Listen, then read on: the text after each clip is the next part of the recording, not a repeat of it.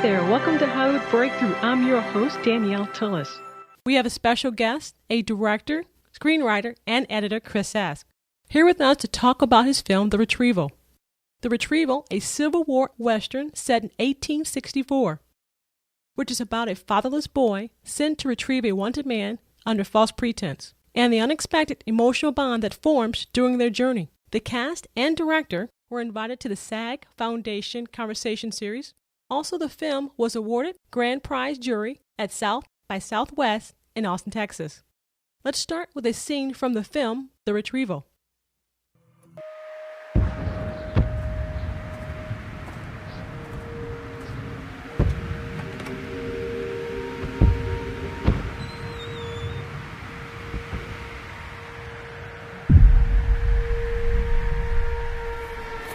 And inside?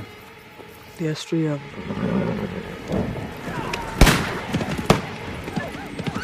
That's money's what that is.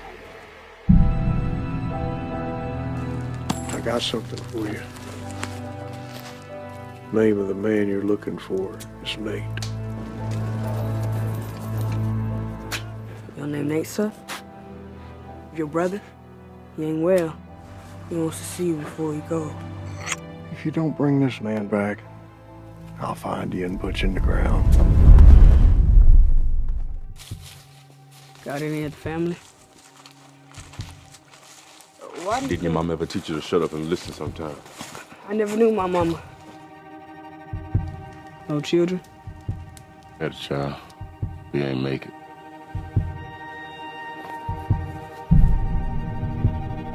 You ever killed a man before?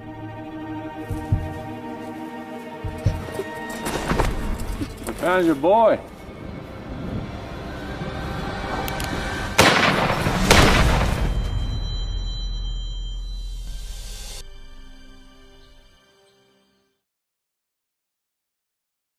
And now director Chris Ask from The Retrieval. Hey Chris, thanks for coming on the show. Hi Danielle, thanks for having me. I'm real excited that you came on the show. The film was just amazing. And I just want to let you know how great that film was. If you can let everyone know in detail what inspired you to do The Retrieval. Well, thank you. So this was several years ago. As we approached the 150th anniversary of the Civil War and of the Emancipation Proclamation, I was doing a lot of reading and hearing stories of all the hard work and all the sacrifice and all the tragedies that led up to that point in 1863. When slavery was officially abolished. And then I thought about what happened the year after, and what about the 100 years after, sort of great period for African Americans in this country. How I feel like I rarely, if ever, see that portrayed on film. And so I was interested in that. A secondary reason for making this film and choosing the setting and these characters is that with all my films, I explore similar themes across them all.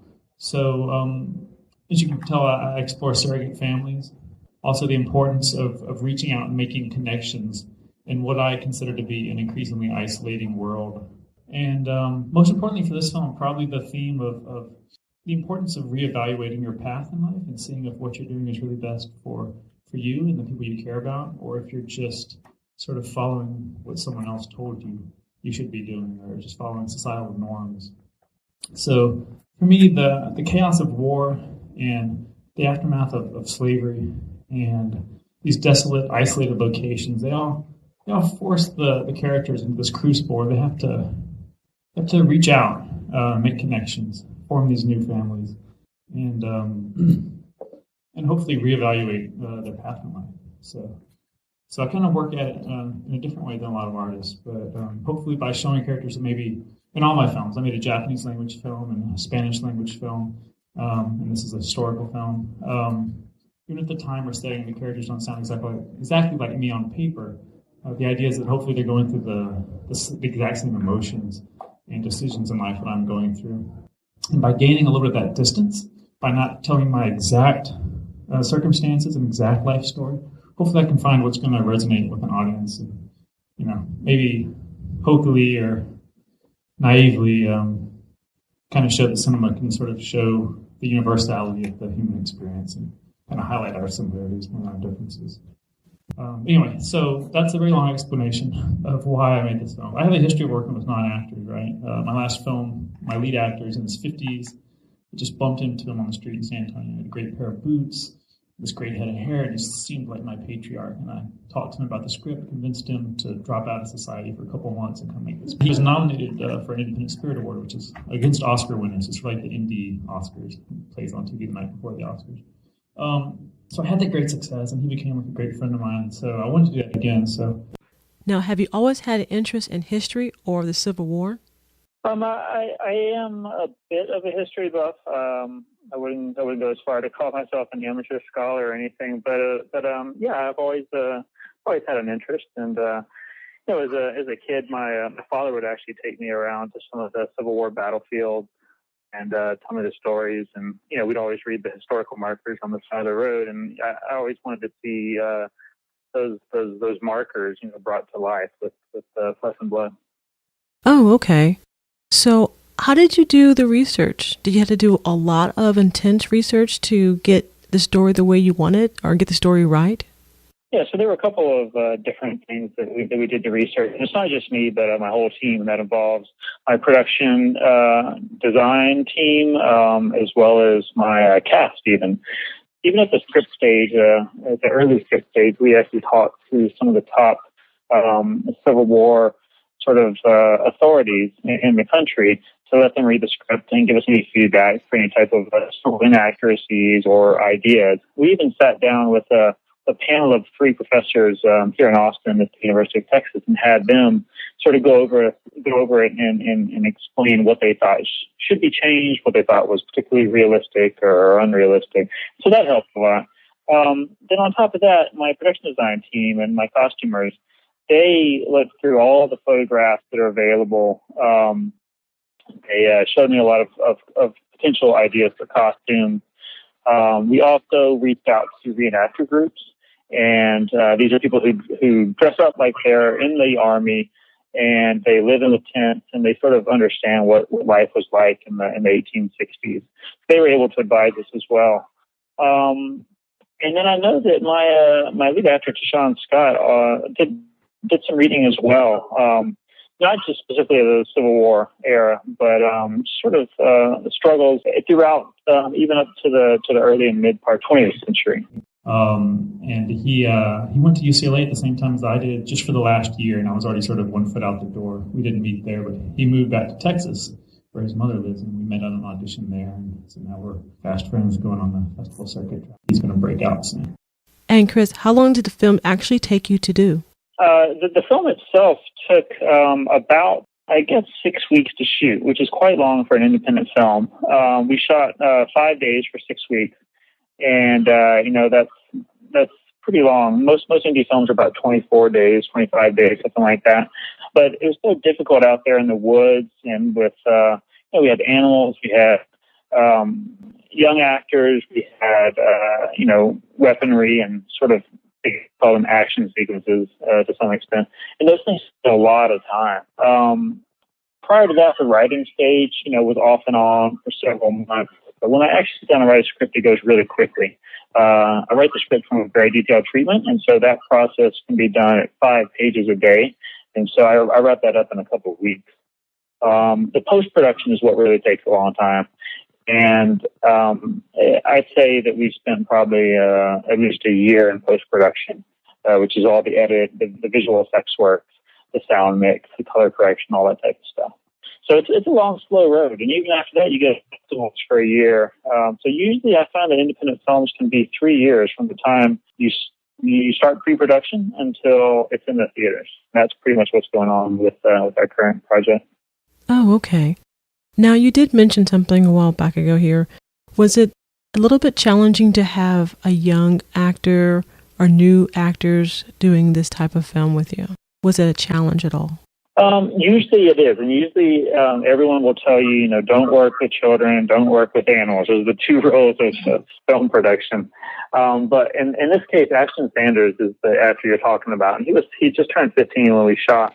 And he is an incredibly intelligent and mature person for his age with a work ethic that stunned everyone on set. I'd say he might have been actually more mature than most of the 30 and 40-year-olds on the set.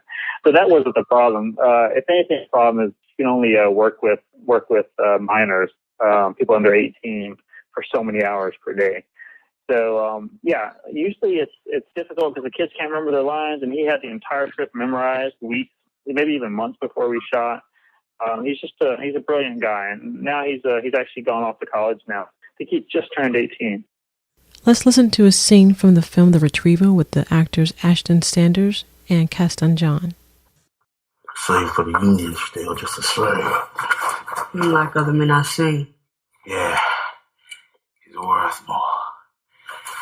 Don't you forget. What if it was you? Well, it ain't.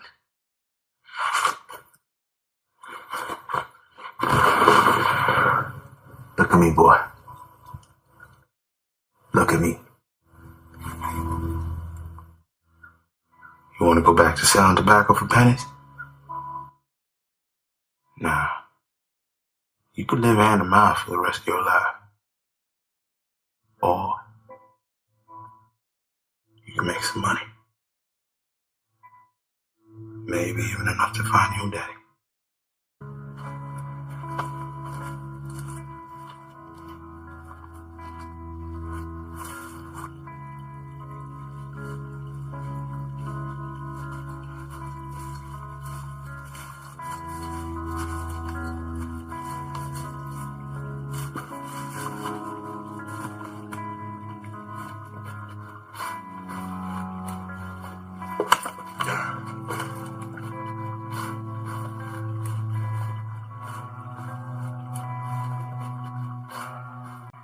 And if you're just joining our show, I'm Danielle Tillis, and you're listening to Hollywood Breakthrough. And we're discussing the film The Retrieval with the writer, director, Chris Eska. You said you write a script pretty fast.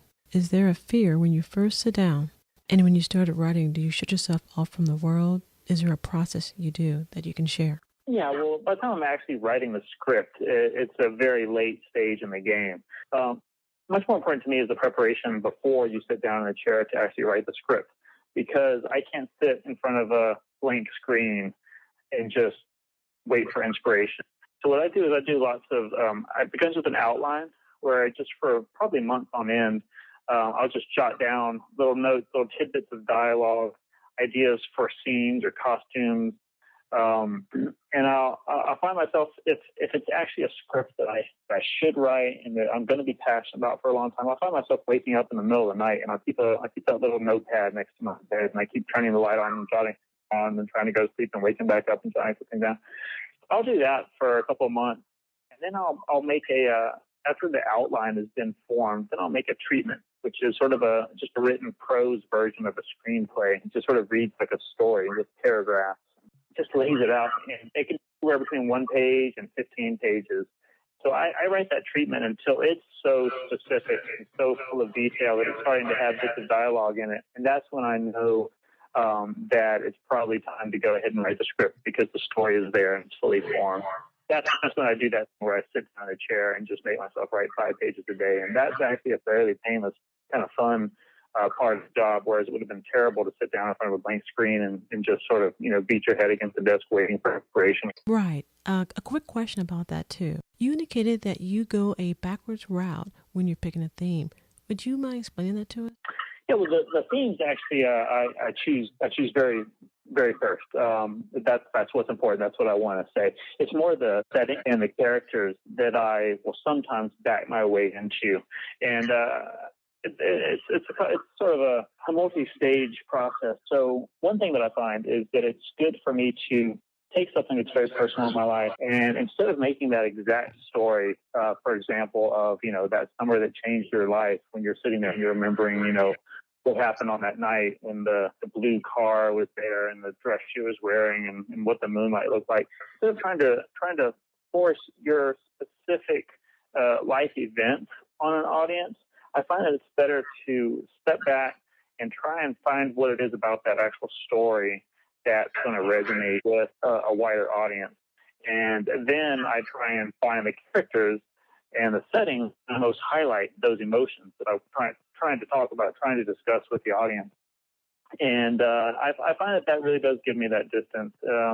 And instead of sort of being wrapped up in my own little unique experience, I'm able to hopefully connect better with a wider audience and get them engaged in the things that are most important to me, which are not the details of my life, but the emotions of my life that I think we all go through. Right. And just to dig into that a little bit further, so when you were thinking about this film, when you were doing this film, you did not have in your mind post-slavery film, but the idea of trials and conflicts of a person, or both? Yeah, some of the main themes that and I did think about the specific time and place with the stories in the Civil War and of the Emancipation Proclamation earlier. Right. So that was sort of one idea that was in the back of my mind. I have many ideas going on at any one time, and the themes that I wanted to discuss are quite similar to the themes I've discussed in my previous films. And those mostly are the meaning of family and the idea of forming surrogate families. How sometimes the relationship can be more important than actual blood. And then also sort of finding a way to reach out and make connections in this sort of increasingly escalated world that we live in.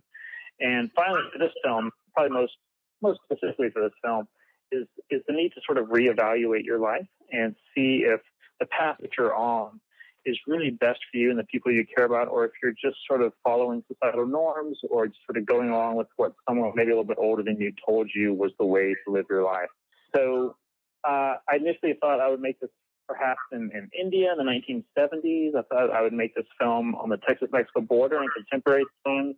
And then I started to read about those stories I talked about earlier, and it made me realize that if I want to talk about these things that are so important to me and so dear to me, the aftermath of slavery, the chaos of war, all these isolated, desolate locations, they were all going to force my characters into this crucible where they have to dig deep inside and sort of make these big life decisions. Right. And that's sort of part of the reason that I chose this subject. Right. And when you shot the film, was there any particular camera you used? Yeah, we only used one type of camera. It was all shot on the Red, the Red 1. We used the Mysterium chip, and this was the top of the line camera for the money at the time that we shot, which now was coming up on about 3 years ago. So I try and do that every time, and I find that no matter all these new strides in technology and new progress, no matter what, we're always struggling, and we always kind of pay the same amount for the new technology because we always want to go with whatever's best at the time. Okay. And once the film was completed, did you have any fear? Is there something you wish you had been taught beforehand? I don't know that I have enough distance because I am still in it every day. So I think I'm still learning those lessons. I don't think I've become wise enough yet to reflect on that because I'm still living this film every day.